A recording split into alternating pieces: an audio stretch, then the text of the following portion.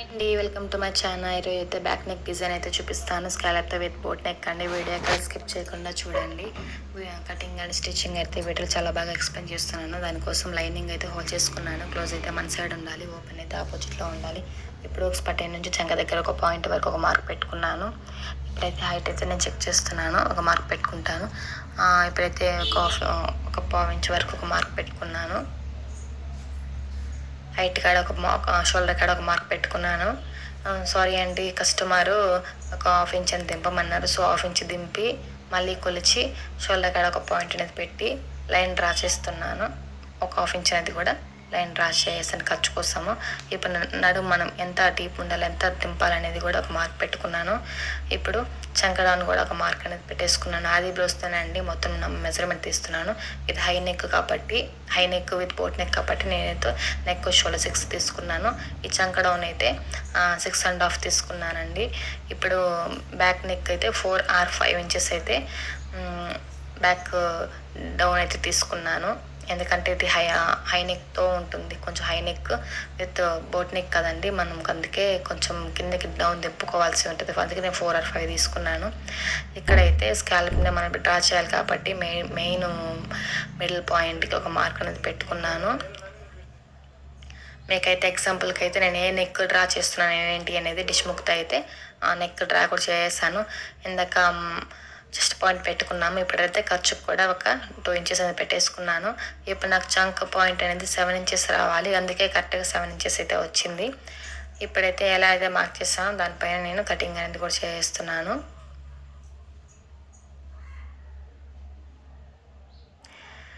ఇలాంటి neck designs అన్నీ మనము కట్ చేసి డిజైన్ చేయాలనుకుంటే మనకి ఖచ్చితంగా క్యాన్వాస్ అనేది ఉండాలండి. క్యాన్వాస్ సపోర్ట్ ఉండాలి. అది క్యాన్వాస్ లేనిదే మనం ఎలాంటి స్కాలప్ అయితే మనము డిజైన్ చేయలేము.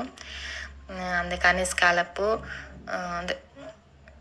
లైనింగ్ మీద క్యాన్వాస్ పేపర్ని పెట్టి సేమ్ మనం లైనింగ్ మీద నేను ఎలా అయితే మార్క్ చేశానో దాని గుర్తుగానే క్యాన్వాస్ మీద నేను ఒక్కొక్క పాయింట్ అనేది మార్క్ చేసుకుంటున్నాను. చూసారు కదండి. ఇప్పుడైతే నేను టేప్తో కొలుస్తున్నాను. అంటే నాకు లైనింగ్ మీద ఉన్న మెజర్మెంటు క్యాన్వాస్ మీద కరెక్ట్గా మ్యాచ్ అయిందా లేదా అని చెక్ చేస్తున్నాను. సో నాకు ప్రతి ఒక్క మార్క్ అనేది కరెక్ట్గా మ్యాచ్ అయింది.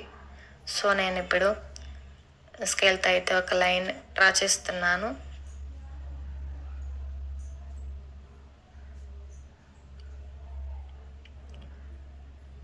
చూసారు కదండి ఎలా అయితే ఒక్కొక్క లైన్ ఒక్కొక్క పాయింట్కి ఎలా అయితే కలుపుతూ ఒక లైన్ డ్రా చేశాను.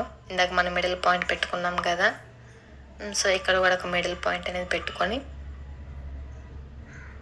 బ్యాక్ నెక్ కింద నేనైతే అక్కడ నెక్ దగ్గర మన డోరీస్ అయితే పెడతానండి. నెక్ డౌన్ దగ్గర షో బటన్ అయితే పెట్టాను. ఇప్పుడైతే మనం బ్యాక్ నెక్ మెయిన్ డ్రా చేస్తున్నాను. మిడిల్ పాయింట్ వరకు కింద వరకు బోట్ నెక్లా అంటే వాటర్ డ్రాప్లా అనేది ఒక కర్వ్ అనేది ఇచ్చేసాను. ఇప్పుడు స్కాలప్ ఇవ్వాలి కాబట్టి కొంచెం మనము ఫస్ట్ లైన్ డ్రా చేస్తున్నారు కదా, కొంచెం మళ్ళీ ఒక పావు ఇంచుతో లైన్ డ్రా చేసి స్కాలప్ అయితే 1.5 ఇంచుతో అయితే స్కాలప్ ఇచ్చాను. 1.5కి స్కాలప్ ఇచ్చాను. చూసారు కదా ఎలా అయితే డ్రా చేసి స్కాలప్ అయితే ఇస్తున్నాను.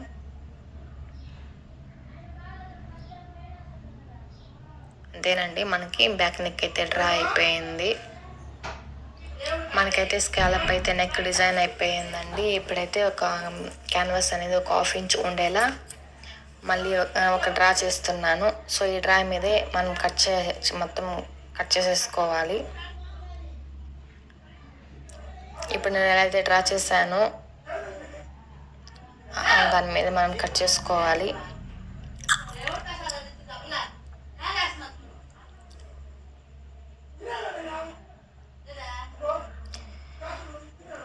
చూసారు కదండి. ఇప్పుడు మెయిన్ బ్యాక్ నెక్ అయితే మనం కట్ చేస్తున్నాను. చాలా నీట్గా ఉండాలండి. మనం చేసే తప్పు కటింగ్లోనే ఉంటుందండి.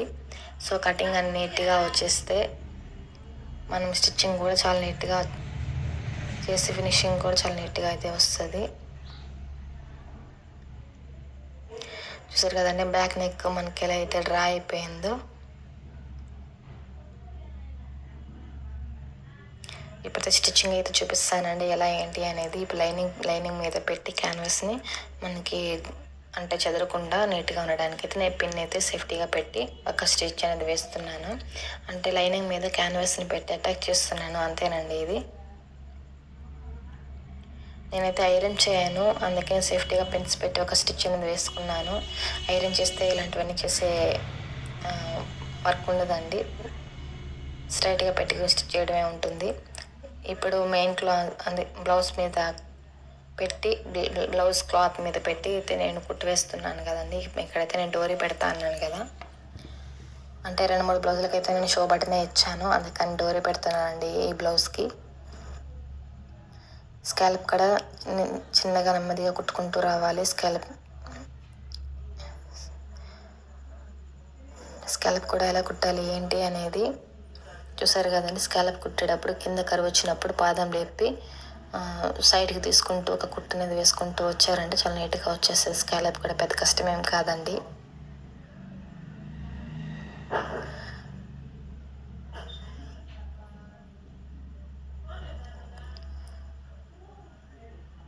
ఇక్కడ కూడా డోరీ పెడుతున్నానండి, నేను డోరీ పెట్టి ఒక కుట్టు అనేది వేస్తున్నాను. ఒక కుట్టు అనేది అయిపోయిందండి. ఇప్పుడు ఎక్స్ట్రా ఉన్న క్లాత్ని కట్ చేస్తున్నాను.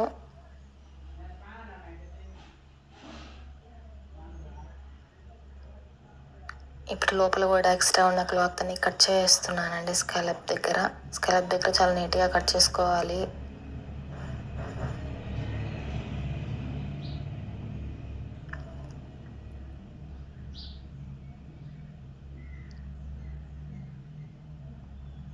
చూసారు కదండి, ఇప్పుడైతే కటింగ్ కూడా అయిపోయింది. చిన్న చిన్న టక్స్ అయితే ఇచ్చుకోవాలి మనము, ఎందుకంటే లైనింగ్ ఉల్టా తిప్పుతాం కాబట్టి. సో మనం చాలా నీట్గా అయితే ఉల్టా తిరిగిపోతుంది. ఇప్పుడు నేను డోరీ దగ్గర తీస్తున్నాను చూడండి. డోరీ ఇక్కడ ఎంత నీట్గా ఫినిషింగ్తో అయితే డోరీ అయితే ముందుకు వస్తుందో చాలా నీట్గా అయితే వస్తుంది. అందుకే నేను డోరీని లోపల పెట్టి ఒక కుట్టు వేసాను. ఇప్పుడు స్కాలప్ని ఎలాంటి ముడత లేకుండా నీట్గా అయితే స్కాలప్ని తీస్తున్నాను. నేనైతే ఐరన్ చేయనండి, ఐరన్ చేయకుండానే స్కాలప్తో అయితే డిజైన్ చేస్తుంటానండి మోడల్స్ని. చూసారు కదా, నెక్ అయితే మనకి ఎలా అయితే రెడీ అయిపోయిందో. ఇప్పుడైతే ఒక టాప్ స్టిచ్ అనేది వేస్తున్నాను.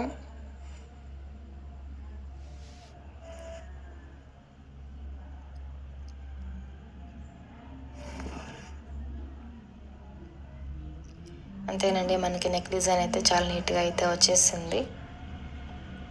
ఇలాంటి మంచి న్యూ డిజైన్స్ కానీ మంచి కటింగ్ అండ్ స్టిచ్చింగ్ వీడియోస్ మేము ముందుకు తెస్తూనే ఉంటాను. ఎవరికైనా ఇంట్రెస్ట్ ఉంటే మా ఛానల్ని సబ్స్క్రైబ్ చేసుకోండి, Mounika fashion boutique. Thanks for watching.